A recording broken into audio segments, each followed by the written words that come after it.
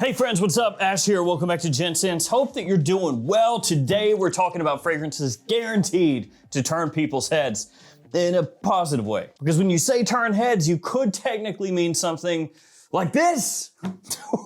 No. I'm sorry if that scared you. Actually, there are a lot of horror movies with head turns, like Michael Myers slowly turning his head in the background. If you know, you know. We're looking for something a little bit more positive, a little bit less serial killer / demonic possession, which I think kind of goes without saying, actually.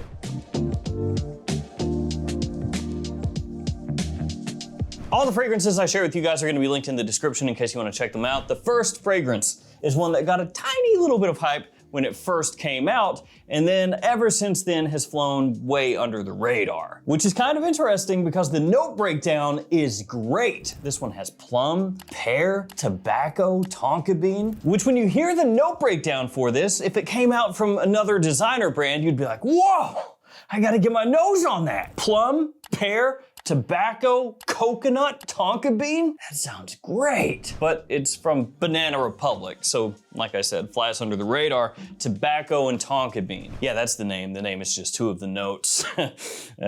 Sometimes it feels like that's a lazy naming convention, but sometimes it works. Now don't think of this as just tobacco and tonka bean, because all of the notes here work together extremely well. You get great sweetness, warmth, it's very enticing, it's sexy. It has just that gentle tropical bend because of the coconut, but it's not overdone to the point that it becomes just like a sunscreen or powder bomb. You don't have to worry about that at all. Now the performance here is not insane, but it's not bad either. And for the price point, this is pretty cheap. This is a steal. Great for fall and winter, and a little bit reminiscent of Zara's Rich, Warm, Addictive, which did end up getting way more hype than this one back when that one was brand new. Now let's go ahead and bust out a golden bottle, which narrows the field down considerably. Yeah, there's not too many golden bottles actually. So golden bottle, oh, also it's an elixir.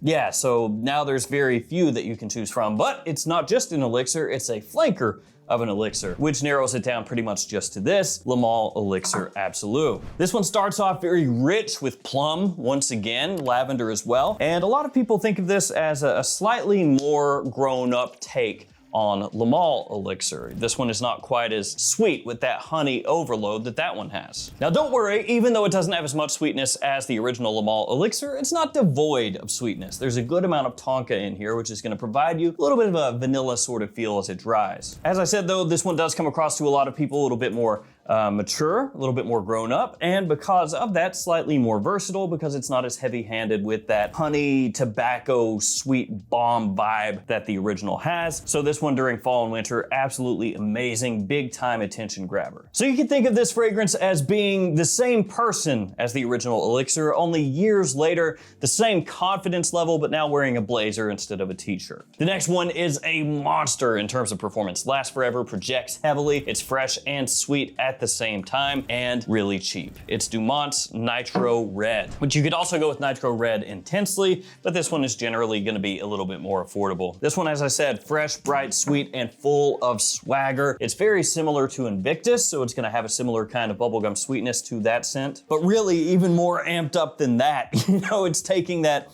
sugary freshness and just injecting it with steroids, basically. It's loud, it's flashy, but it's also fun, and people just love how this stuff smells. Now, before we head to the next fragrance, guys, it is code time. Look at them, there they are. We get the code from Fragrance Lord of the Fragrance. And then also Gift Express and the perfume box. Those codes you can now use as many times as you want. So anytime you wanna shop at either of those stores, you can use those codes to save yourself some money. JOMASHOP ones only work within the JOMASHOP app, and all the other codes, as you see there, use them anytime you shop at those stores to save yourself some money. So we had a plum fragrance, then a plum fragrance, then we had a red bottle. How about another red bottle? This one is Ultra Red from Paco Rabanne. An interesting looking bottle with a strange spray mechanism, but it's kind of cool. It's like an Ultra Red light. That's so cool. It makes sense now. Look at it. Another one that is, it didn't do what I wanted it to do. You're supposed to spin like this. Yeah, sick. This is another one that is affordable. At discounters, it does not cost you too much money. So I can do this, and not feel bad about it. Go back a number of years and I would have felt real bad about it because this used to be insanely expensive because of the D word, discontinuation. If anybody ever says the D word to you, now you know what they're talking about. So yeah, discontinuation happened, and then this right here, the prices went up through the roof, I think cresting $200, $300 on eBay. And then apparently somebody found a stock of like 500,000 of these or something, and it's been available at discounters ever since for a good price. So this one is a candied blood orange explosion off the top. And then as it dries down, praline, patchouli, vanilla. So it's gonna be sweet pretty much the whole way through. It's another one that's a little bit playful, but it's also powerful. It is bold, it will get you attention, and it smells a little bit similar to Ultra Zest from Mugler, which is discontinued. And that one still actually is for real discontinued and very expensive. So with this one, you can almost picture like a creamsicle in a chrome bottle. It's like a little bit synthetic, but very addictive, and you just keep coming back to it. The next scent, we have to go to the Middle East. Yes, an exclusive fragrance that you can't find anywhere except there, and also online. You can find it there. So discounters, eBay, yeah, it's not really exclusive, but it is, sort of. It's Eros Najim from Versace. Now I gotta tell you, straight off the bat, I don't think the opening of this fragrance is really all that addictive. It's very odd to me because when you first spray Najim on and you go in for a whiff, it's fine, but it's not really the kind of fragrance that when I smell it, I'm like, ah, what was that? I need to smell more. That's what normal people do. That's a normal reaction. With this one, instead, it's like, oh, it's kind of aromatic, not overly sweet. There's like a little citrus in there. It's just kind of, but the magic of Eros Najim is not the opening. The opening is actually, to me, the worst part of the fragrance, in case you weren't picking up on those vibes already. As it dries down, it's this great blend of like warm spices, caramel, residual citrus from the opening, that little bit that you get. It kind of carries on through into the dry down. It folds in a really mild oud the longer that it stays on your skin, so don't worry about it coming across animalic or anything like that. It's just like a dark general woodiness, which melds together really nicely with the spice that's in here. Also a bit of incense in the dry down as well. It just smells so good once it starts to dry down. So it's one of those rare fragrances that starts off like underwhelming, and then 30 minutes, an hour, 2 hours, 3 hours in, when you catch whiffs of the stuff, you're like, wow, what is that?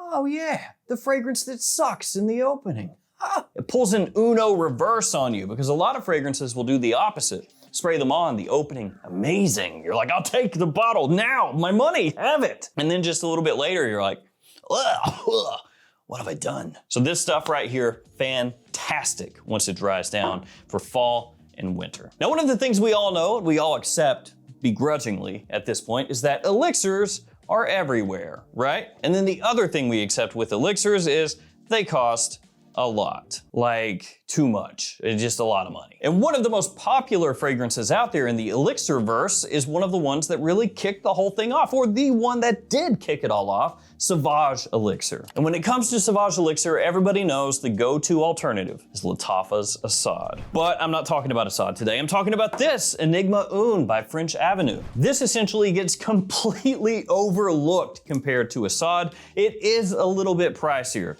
but it's still not pricey. At discounters, this is like $25. So yes, more expensive than Assad, but not the type of fragrance where you're like, wow, that's an astronomical difference. If this were like 50, 60, yes, but it's not. So you say, okay, great, but what's the deal with this one? Well, to me, Enigma Une comes across smelling higher quality overall. If you do a side-by-side with Assad, it's a smoother fragrance, a little easier to wear, has great performance. Off my skin, it lasts an eternity, it projects extremely well, and just overall smells like the higher quality alternative to Sauvage Elixir if you were doing like a side-by-side. Now, obviously, in terms of when you wear this, the exact same times you would wear Sauvage Elixir. It's gonna be mainly fall, winter, daytime or evening, though a lot of people will say it leans more evening use. So from one Sauvage type fragrance to another Sauvage type fragrance, but this one, not a clone. No, this is from one of the biggest design houses in the world, Prada. You know what it is, don't you? I know you do. It's Luna Rosa's Carbon, which is basically the fragrance version of Prada looking over at Dior and saying, why are all these money trucks backing up to Dior's headquarters? What's that about? Oh, it's from the Johnny Depp in the Desert fragrance, huh? Oh, cool, yeah. No, I'm not jealous. I'm not gonna, I don't care. They basically stole the Sauvage playbook and made some tweaks and then released this. Fresh lavender meets metallic minerality and ambroxan, done in a smoother, cleaner, more refined way. That's Luna Rosa Carbon in comparison to Sauvage. It's crisp, it's clean, it's modern, it's easy to wear, and it is distinctive. Now, I know a lot of people will say, no, it's not, it smells too similar to Sauvage. But this is that type of scent that when people smell it, they love it. And a lot of people do find this one much easier to wear day to day because it's less aggressive, less abrasive than Sauvage Eau de Toilette. So it gives you a very similar style, similar versatility, but just a little easier to pull off day to day, year round. One of my favorite houses, if we're talking about bang for buck, just like the epitome of that idea. Like how high is the quality and how low is the price? I want the extreme of each one of those in the designer realm. Is Lalique. Now, to be fair, a lot of their fragrances do lean more gentlemanly, a little bit more mature, more refined, and some of them, like Encre Noir, a little more niche in terms of who they're going to appeal to. But I think this one right here is one of their sweet spot fragrances that just about anybody is gonna like, and it's not too expensive, and the quality is there. It's Lalique White and Black. Cardamom, lavender, vanilla, and woods, along with a bit of olibanum. This fragrance has a bit of a similarity to one Parfums de Marly Layton, which maybe you've heard of. It's elegant and it's refined, but it doesn't come across like a try-hard kind of fragrance. The performance is good, it's not terrible or anything like that, but it's not this kind of fragrance that, you know, screams and screeches to be heard. It's extremely well put together, it's appealing, it has that addictive, magnetic nature to it, much like Layton, but it's more relaxed at the same time. So we're gonna go from something that's clearly fall and wintertime based to something that's more spring and definitely middle of summer. And we're staying in the cheap lane. This one, you know, 25 bucks or so at discounters. It is Gulf Orchid Mango Ice, which is a clone or alternative to God of Fire. And it does have a really bright, fresh, tropical mango opening with sort of an airy, icy freshness to it, hence the name. Along with that mango in the opening, it has a really fizzy, bright, fresh ginger, along with rhubarb that's gonna give it a touch of tartness. As it dries down, you get more vanilla that comes out, some clean musk, and also a little warm amber in there as well. The fragrance comes across almost like a